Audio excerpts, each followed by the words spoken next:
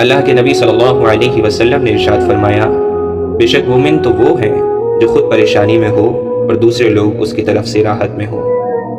حضرت عثمان غنی رضی اللہ عنہ فرماتے ہیں، تلوار کا زخم جسم پر ہوتا ہے اور بری گفتگو کا روح پر۔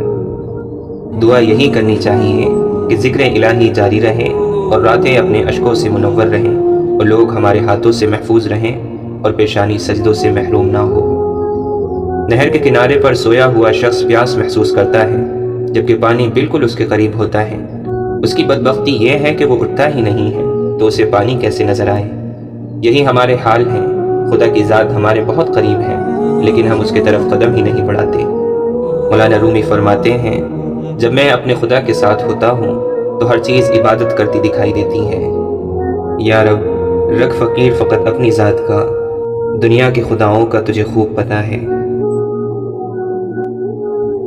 امام غزالی رحمۃ اللہ علیہ فرماتے ہیں، اللہ تعالیٰ نے اپنی رضامندی کو اپنی اطاعت میں چھپا رکھا ہے، لہٰذا کسی عبادت کو کتنی ہی چھوٹی کیوں نہ ہو حقیر نہ سمجھو۔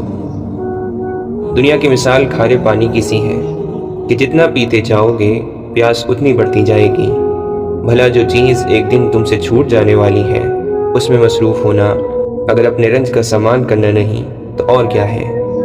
جو شخص اپنے آپ کو قابل عظمت سمجھے ہوئے ہو تو گویا وہ اپنی اصلیت سے ناواقف اور خاتمے کے اندیشے سے بے خوف ہے۔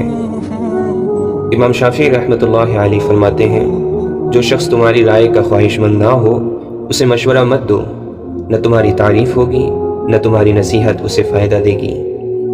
ایسے علاقے میں نہیں رہنا چاہیے جہاں دینی مسئلہ بتانے والا عالم اور جسم کا علاج کرنے والا طبیب موجود نہ ہو۔ جس طرح نگاہ کی ایک حد ہے جس سے آگے وہ کام نہیں کر سکتی، بالکل اسی طرح عقل کی بھی ایک حد ہوتی ہے جس سے آگے وہ بیکار ہے۔ مولانا رومی فرماتے ہیں، اگر تم خدا کو دیکھنا چاہتے ہو تو اس کا ایک طریقہ یہ ہے کہ تم اپنے دل میں جھانک کے دیکھو، کیونکہ تمہارا دل ایک آئینہ ہے، اگر یہ بدی سے پاک ہو تو اس میں خدا بھی نظر آ سکتا ہے۔